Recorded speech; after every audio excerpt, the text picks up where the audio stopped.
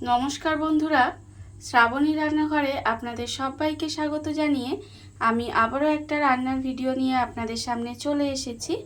আজকের আমি আপনাদের কাঁঠাল দানা দিয়ে একটা নিরামিষ রেসিপি বানিয়ে দেখাবো, যেটা কিন্তু একটা খুব সাধারণ রান্না, কিন্তু এর স্বাদ হয় অসাধারণ, খেতে কিন্তু ভীষণ ভালো হয়। আর এই রেসিপিটা আশা করি আপনাদের ভালো লাগবে, তার জন্য কিন্তু আমার পুরো ভিডিওটা আপনাদের দেখতে হবে।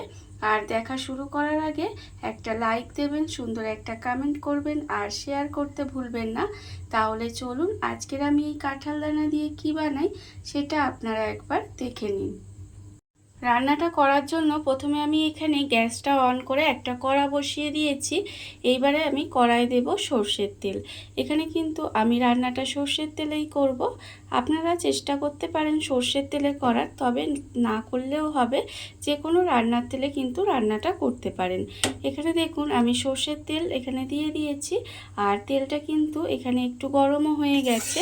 এইবারে আমি তেলের মধ্যে দিয়ে দেব একটা শুকনো লঙ্কা, মাঝখান থেকে ভেঙে দিয়ে দিয়েছি। এইবারে আমি দেব এর মধ্যে, শুকনো লঙ্কাটা দিয়ে একটু নাড়াচাড়া করে ভেজে নিয়েছি। এবার এর মধ্যে দিয়ে দেব অল্প সামান্য একটু গোটা জিরে। খুব বেশি দেওয়ার দরকার নেই, খুব অল্প সামান্য একটু গোটা জিরে দিয়েছি। ফোড়নে দিয়ে ফোড়নটা একটু ভেজে নিতে হবে। এইভাবে ফোড়নটা কিন্তু একটু সময় ভেজে নেব। আর আমি প্রতিদিনের মতো আপনাদের একটা কথাই বলবো, যে প্লিজ আমার ভিডিওটা আপনারা টেনে টেনে দেখবেন না, পুরো ভিডিওটা দেখুন, আশা করি আপনাদের ভালোই লাগবে। দেখুন আমি কিন্তু শুকনো লঙ্কা আর গোটা জিরেটা দিয়ে একটু ভেজে নিয়েছি। এইবারে আমি এর মধ্যে দিয়ে দেব অল্প সামান্য একটু হিং। যেহেতু আমি আগেই বলেছি যে এটা একটা নিরামিষ রান্না, সেই জন্য এই হিংটা দিলে কিন্তু এর স্বাদটা অনেকটাই বেড়ে যাবে। আর হিং দিয়ে কিন্তু বেশি ভাজবেন না, তাহলে হিংটা যদি পুড়ে যায় তাহলে কিন্তু এটা খেতে আর ভালো লাগবে না। আমি এর মধ্যে আলু দিয়ে দিলাম, দিয়ে আলুটাকে কিন্তু খুব ভালোভাবে একটু প্রথমে ভেজে নেব। আলুটা কিন্তু এখানে একটু এইভাবে ভেজে নিতে হবে। আলুটা আপনারা চাইলে আলাদাও প্রথমে ভেজে তুলে রাখতে পারেন, তবে এইভাবে আলুটা ভেজে নিলে সময় অনেক কম লাগবে, সেই জন্য আমি এইভাবে আলুটাকে প্রথমে একটু ভেজে নেব। আলুটা আমার এখানে হালকা করে ভাজা হয়ে গেছে। আলুটা কিন্তু আমি এখানে ভেজে নিয়েছি। এইবারে আমি এর মধ্যে দিয়ে দেব কাঁঠাল দানা। এখানে কাঁঠাল দানাগুলো কিন্তু আমি ভালোভাবে ছাড়িয়ে ধুয়ে পরিষ্কার করে রেখে দিয়েছি। সেই কাঁঠাল দানাগুলো কিন্তু এর মধ্যে দিয়ে দিলাম। দিয়ে এই আলুর সঙ্গে কাঁঠাল দানাটা দিয়েও কিন্তু 1 থেকে 2 মিনিট মতো এইভাবে তেলের মধ্যে নেড়ে একটু ভেজে নেব। এইভাবে কিন্তু কাঁঠাল দানাটা দিয়েও একটু ভেজে নিতে হবে। আর এই রান্নাটা করতে খুব বেশি তেল মশলার প্রয়োজন হয় না, অথচ খেতে কিন্তু অসম্ভব সুন্দর হয়। এইভাবে কিন্তু আপনারাও একদিন হলেও বানিয়ে দেখতে পারেন। আমি কাঁঠাল দানাটা একটু ভেজে নেব। কাঁঠাল দানাটা দিয়ে আমি কিন্তু একটু সময় ভেজে নিয়েছি, ভাজা আমার হয়ে গেছে। এইবারে আমি এর মধ্যে দিয়ে দেব শসা। এখানে আমি একটা মাঝারি সাইজের শসা এইভাবে টুকরো করে ছোট ছোট করে কেটে রেখেছি, সেই শসাটাও কিন্তু আমি এর মধ্যে দিয়ে দিলাম। এইভাবে আপনারা কোনোদিনও শসার তরকারি করে খেয়েছেন? যদি কোনোদিনও না খেয়ে থাকেন, একবার এইভাবে কাঁঠাল দানা দিয়ে শসা দিয়ে রান্না করে খেয়ে দেখবেন। ভাত কিংবা রুটি যে কোনো কিছুর সাথে কিন্তু খেতে অসম্ভব সুন্দর লাগে। দেখুন আমি কিন্তু শসাটা দিয়ে একটু তেলের মধ্যে নেড়ে চেড়ে ভেজে নিলাম। আর এই সময় কিন্তু আমি নুন দিইনি, আগে শসাটা এই সঙ্গে আলু কাঁঠাল দানার সঙ্গে একটু হালকা করে ভেজে নিলাম। ভাজা হয়ে গেছে, এইবারে আমি নুনটা দেব, না হলে জলটা বেরিয়ে যাবে, সেই জন্য একটু আগে ভেজে নিলাম।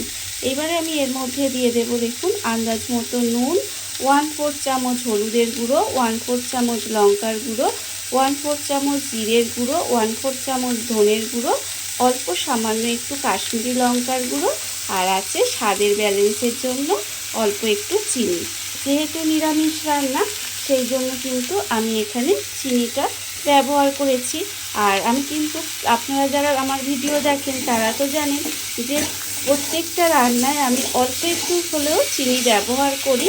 তার কারণ আমার মনে হয় চিনিটা দিলে রান্নার স্বাদের ব্যালেন্স হয়, সেই জন্য আমি দিই। আপনারা কিন্তু একটু এই রান্নাটায় চিনি দেবেন, তাহলে কি হবে, খেতে ভালো লাগবে। এবার যেহেতু গুঁড়ো মশলা দিয়েছি সেই জন্য আমি অল্প সামান্য একটু জলও দিয়ে দিলাম। দিয়ে মশলাটাকে এইভাবে সবজির সঙ্গে ভালোভাবে একটু কষিয়ে নেব।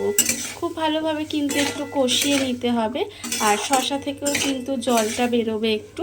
দেখুন এইভাবে কিন্তু মশলাটা আমি একটু সময় কষিয়ে নেব। মশলা কিন্তু আমার এখানে খুব ভালোভাবে কষানো হয়ে গেছে। মশলা আমি এখানে খুব ভালোভাবে কষিয়ে নিয়েছি। এইবারে দেখুন আমি কিন্তু এর মধ্যে দিয়ে দেব জল। এখানে কিন্তু পরিমাণ মতো আমি একটু জল দিয়ে দেব, যাতে সব কিছু খুব ভালোভাবে সেদ্ধ হয়ে যায়। 1 বাটি পরিমাণে জল দিয়ে দিলাম। দিয়ে গ্যাসটাকে লোতে দিয়ে এইভাবে ঢাকা দিয়ে একটু সময় রান্না হতে দেব, যাতে খুব ভালোভাবে সব কিছু সেদ্ধ হয়ে যায়। দেখুন ভীষণ সহজ একটা রান্না, আর এটা কিন্তু খুব অল্প সময় রান্নাটা হয়ে যায়। খেতে কিন্তু ভীষণ সুন্দর হয়। দেখুন আমি কিন্তু এইভাবে ঢাকা দিয়ে একটু সময় রান্না করে নেব। গ্যাসটা লোতে দিয়ে আমি এইভাবে ঢাকা দিয়ে কিছুক্ষণ রান্না হতে দিয়েছিলাম। দেখুন এখানে কিন্তু আমার সমস্ত সবজিগুলো সেদ্ধ হয়ে গেছে, মানে শসা, আলু, কাঁঠালদানা সব সেদ্ধ হয়ে গেছে। রান্না কিন্তু আমার এখানে প্রায় হয়েই এসেছে।